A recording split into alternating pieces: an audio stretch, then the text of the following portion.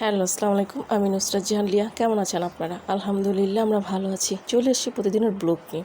আজকে চলে এসেছি শুটকির একটা রেসিপি নিয়ে।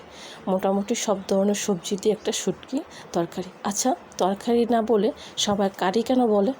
কমেন্টস করে জানাবেন। আসুন দেখাই, শেয়ার করছি। বসানো হচ্ছে কড়াই, কড়াইয়ের মধ্যে দেওয়া হয়েছে তেল। তেলটা গরম হওয়া পর্যন্ত অপেক্ষা করছি। দিয়ে দিচ্ছি পেঁয়াজ,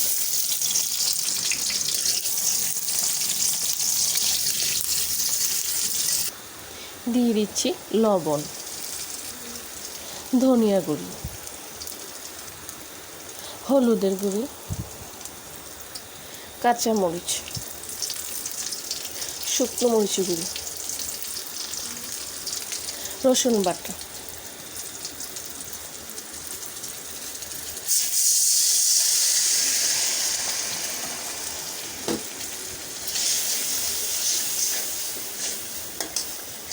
মশলাটা কষানোর জন্য দিয়ে দিয়েছি পানি, দিয়ে দিচ্ছি শুটকি,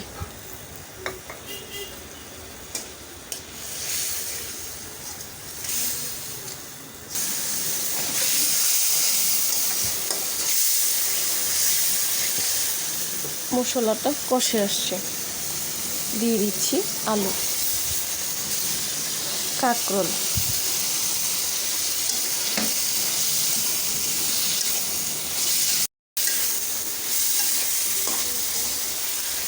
দিয়ে দিচ্ছি চিচিঙ্গা, দিয়ে দিচ্ছি পটল,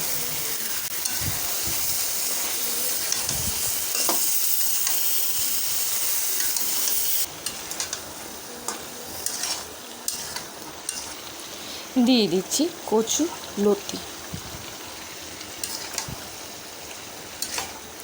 এক একটা কাঁচা সবজি এক এক সময় হতে লাগে, মানে সময় লাগে, একটু কম বেশি লাগে। এই জন্য আমি এটাকে এক ধাপে ধাপে দিচ্ছি।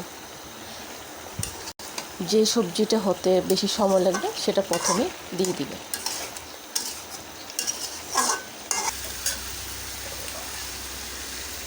দিয়ে দিচ্ছি ঢেঁড়স, ছোট বেগুন,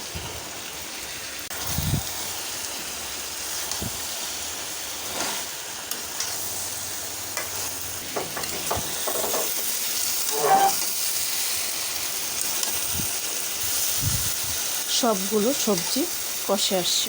এখন আমি এর মধ্যে দিয়ে দিচ্ছি ঝোল। ঝোলটা কম পড়েছে, তাই আমি ঝোলটা আরেকটু দিয়ে দিচ্ছি। সম্পূর্ণ ঝোলটা দেওয়া হয়ে গেছে।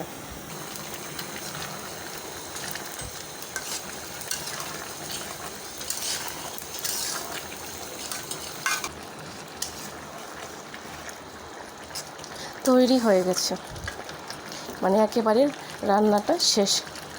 সবজি দিয়ে শুটকিটা একেবারেই রেডি। এখন আমি এটা নামিয়ে ফেলব। তৈরি হয়ে গেছে শুটকি রেসিপিটা। মোটামুটি সব ধরনের সবজি দিয়ে আজকে আমি শুটকিটা রান্না করেছি। আবারও বলে দিচ্ছি, যে এই সবজিটা সিদ্ধ সময় লাগবে সেটা প্রথমে দিয়ে দিবেন। আর ধাপে ধাপে সবজিগুলো দিলে কি হয়, একদম আস্তে আস্তে থেকে যায়, না হলে একদম কীভাবে বলে ভর্তা হয়ে যাবে। তা আজকে আমার এই শুটকি তরকারিটা আপনাদের কেমন লাগছে, ভালো লাগলে কমেন্টস করে জানাবেন, সাবস্ক্রাইব করে দেবেন, আমার পাশে থাকবেন আর আমাকে অনেক অনেক সাপোর্ট করবেন। আজ এই পর্যন্তই। সব ভালো থাকেন, সুস্থ থাকেন, আবার আসবো। আল্লাহ হাফেজ।